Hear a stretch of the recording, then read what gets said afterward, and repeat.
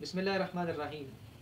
گزشتہ نشست میں ہم نے مسجد قرطبہ کی تمہید پر بات کی تھی، اور اس میں جو مضامین بیان ہوئے تھے، جو فکر یا جو بات اقبال نے بیان کی تھی، اس کا ہم خلاصہ بیان کر دیتے ہیں تاکہ جو ربط کلام ہے وہ نگاہ میں رہے۔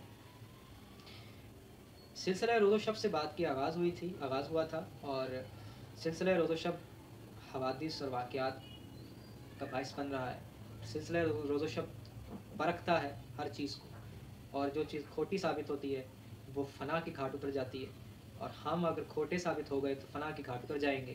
ہر چیز کو سلسلہ روز و شب جو ہے وہ فنا کی گھاٹ اتارتا چلا جا رہا ہے، اور ہر نقش کو وہ فنا اس کا مقدر بنتا چلا جا رہا ہے، سوائے اس نقش کے جس کو کسی مرد خدا نے تمام کیا ہے۔ اور مرد خدا میں ایسی کیا بات ہے جس کی وجہ سے اس نقش کو تمام حاصل ہے؟ وہ عشق۔ اور عشق کیا ہے؟ عشق کو پھر آگے اقبال نے کھولا ہے کہ عشق دم جبرائیل ہے، عشق دل مصطفیٰ ہے، عشق خدا کا رسول ہے، عشق خدا کا کلام ہے، عشق فقیہ حرم ہے، عشق امیر جنود ہے، عشق ابن سبیل ہے، اور عشق کے مدراب سے نغمہ تار حیات، عشق سے نور حیات، عشق سے نار حیات۔ یہاں پر ہم نے اختتام کیا تھا گزشتہ نشست میں گفتگو کا۔ تو یہ وہ مضمون ہے جس کو اب آگے بڑھا رہے ہیں۔ تمہید ختم ہو چکی، اب جو اصل موضوع ہے نظم کا، مسجد قرطبہ، اب اقبال اس کو مخاطب کر رہے ہیں۔ اے حرم قرطبہ عشق سے تیرا وجود، عشق سراپا دوام جس میں نہیں رفت بود، رنگ ہو یا خشت و سنگ، چنگ ہو یا حرف و صوت، معجزائے فن کی ہے خون جگر سے نمود۔ اب مسجد قرطبہ زیر بحث آ گئی ہے۔ اب اس کے سیاق و سباق میں عشق زیر بحث ہے، عشق پر بات ہو چکی ہے، جذبہ محرکہ ہے، جذبہ شوق ہے۔ اب یہ مسجد قرطبہ کوئی معمولی چیز نہیں ہے۔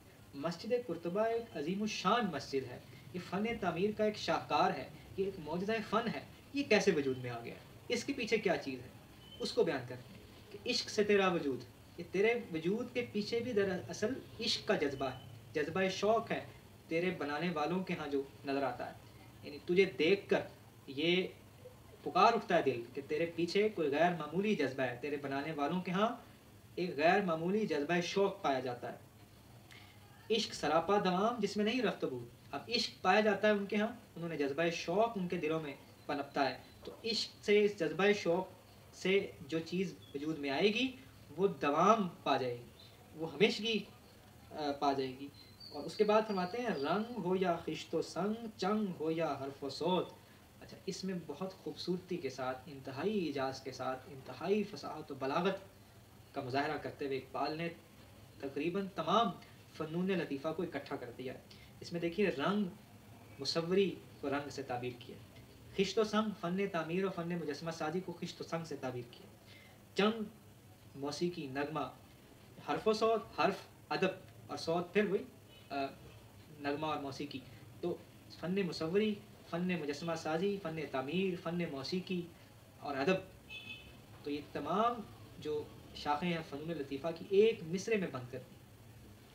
تو معجزۂ فن کی ہے خون جگر سے نمود، یعنی مصوری ہو، موسیقی ہو، فن تعمیر ہو، فن مجسمہ سازی ہو، ادب ہو، لٹریچر ہو، موسیقی ہو، افسانہ ہو، شاعری ہو، ڈرامہ ہو، کوئی بھی فن ہو، اس کے اندر معجزانہ شان کیسے پیدا ہوتی ہے؟ وہ خون جگر سے پیدا ہوتی ہے۔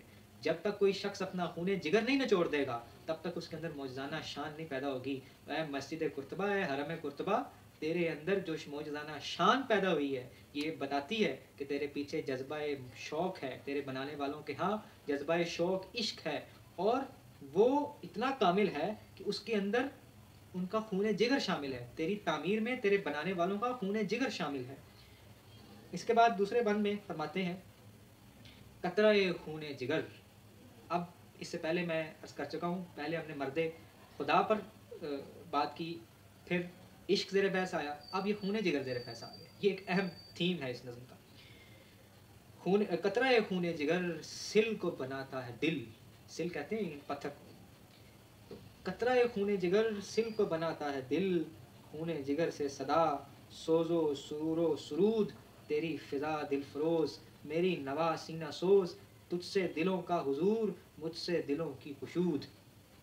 تو پہلے یہ بیان کرتے ہیں کہ یہ اصل میں قطرہ خون جگر ہے جو کہ تیری اینٹوں کو پتھروں کو دل بنا دیتا ہے. یہ ایک چھوٹی بات نہیں ہے. یہ پتھر کو دل بنا دینا, کہاں پتھر اور کہاں دل. تو یہ قطرہ خون جگر ہے جو کسی پتھر کو بھی دل بنا دیتا ہے. اور اس قطرہ خون جگر کے شامل ہونے سے کسی چیز کے اندر معجزانہ شان پیدا ہوتی ہے. اب پھر اقبال آگے تیری فضا دل فروز میری نوا سینہ سوز. اس میں ایک نقطہ جو دیکھنے کا ہے کہ نہایت خوبی کے ساتھ اس میں اقبال نے اپنے آپ کو شامل کر لیا اس نظم کے اندر. شاعر خود انوالو ہو گیا کہ تیری فضا ہے مسجد قرطبہ, تیری فضا دل فروز ہے, اور اگر تیری فضا دل فروز ہے تو میری نوا سینہ سوز ہے. اور تجھ سے دلوں کا حضور, یعنی تیرے ہاں لوگ خدا کے حضور پیش ہوتے ہیں, حاضری دیتے ہیں. مجھ سے دلوں کی کشود, اور میری نوائے سینہ سوز کیا کرتی ہے؟ دلوں کے کی الجھنیں دور کرتی ہے, عقل و فکر کے عقدے سلجھاتی ہے. اس طریقے سے اقبال اپنے آپ کو اس میں شامل کر لیتے ہیں. اور پھر دیکھیے عرش معلیٰ سے کم سینہ آدم نہیں. بہت بڑا شعر ہے. عرش معلیٰ سے کم سینہ آدم نہیں, گرچہ کف خاک کی حد ہے سپہر کبود. پیکر نوری کو ہے سجدہ میسر تو کیا, اس کو میسر نہیں سوز و گداز سجود. یہ بہت خوبصورت بند ہے, یہ بہت خوبصورت بند ہے. پہلے بیان کرتے ہیں کہ عرش معلیٰ سے کم نہیں ہے آدم کا سینہ. کہاں عرش معلیٰ اور کہاں یہ آدم خاکی کا سینہ, اس کو برابر کر دیا اقبال نے, اور کہہ رہے ہیں کہ اس سے کم نہیں ہے عرش معلیٰ. عرش معلیٰ میں کون ہے؟ ذات باری. اور سینہ آدم میں کون؟ دل. تو عرش معلیٰ سے کم سینہ آدم نہیں, گرچہ کف خاک کی حد ہے سپہر کبود. فرماتے ہیں کہ مجھے معلوم ہے اس کف خاک کی, آدم خاکی کی حد یہ آسمان, نیلا آسمان ہے, لیکن اس کا جو سینہ ہے وہ عرش معلیٰ سے کم نہیں ہے, اس لیے کہ اس سینے میں دل ہے. اور پھر پیکر نوری کو ہے سجدہ میسر تو کیا, یعنی کیا عجب بات ہے اس میں کہ یہ فرشتوں کو اگر سجدہ میسر ہے, وہ سجدہ کر رہے ہیں, شب و روز تیری عبادت میں ہے, ان کے سجدے میں اور آدم خاکی کے سجدے میں, جس کا سینہ عرش معلیٰ سے کم نہیں, جس کے سینے میں دل جیسی قیمتی چیز ہے. تو پیکر نوری کو ہے سجدہ میسر تو کیا, اس کو میسر نہیں سوز و گداز سجود. وہ تو سجدہ کر رہے ہیں, وہ تو شب و روز عبادت میں ہے. اور انسان عبادت کے لیے اختیار رکھتا ہے, انسان سجدہ کرتا ہے تو اختیار سے کرتا ہے. انسان کے سجدے میں جو سوز و گداز ہے وہ ان کے سجدے میں نہیں ہے, اس لیے کہ وہ خطا نہیں کرتے. انسان خطا کرتا ہے, انسان اختیار رکھتا ہے کہ چاہے تو سجدہ کرے یا نہ کرے, اور جب وہ اپنے اس اختیار کو استعمال کر کے نہیں کرتا اور پھر لوٹتا ہے تو جو سوز و گداز اس کے سجدے میں ہے وہ کسی سجدے میں نہیں ہے. پیکر نوری کو ہے سجدہ میسر تو کیا, اس کو میسر نہیں سوز و گداز سجود. اور اس کے بعد پھر اپنے آپ کو اپنے بارے میں کہتے ہیں کافر ہندی ہوں میں دیکھ میرا ذوق و شوق. مسجد کو مخاطب کر کے, کافر ہندی ہوں میں دیکھ میرا ذوق و شوق, دل میں صلاۃ و درود لب پہ صلاۃ و درود, شوق میری لے میں ہے شوق میری نے میں ہے, نغمائے اللہ میرے رگو پے میں ہے. یہ بات بہت خوبصورت بات بیان کر دی اقبال نے کہ میں ایک ہند کا باشندہ, اور کافر ہندی خود کو کہا ہے کہ میرا ایمان تقابل کر کے, میرا ایمان ان لوگوں کے مقابلے میں جنہوں نے اس مسجد کو تعمیر کیا, اور ان سے پہلے بھی عہد رسالت کے جو لوگ ہیں ان کے مقابلے میں میرا ایمان ایسے ہی ہے جیسے ایک کافر ہوتا ہے, نہ ہونے کے برابر. لیکن میرا ذوق و شوق دیکھ کہ میرے دل میں بھی صلاۃ و درود ہے اور میرے لب پہ بھی صلاۃ و درود ہے, اور شوق میری لے میں ہے شوق میری نے میں ہے, نغمہ اللہ میرے رگو پے میں ہے.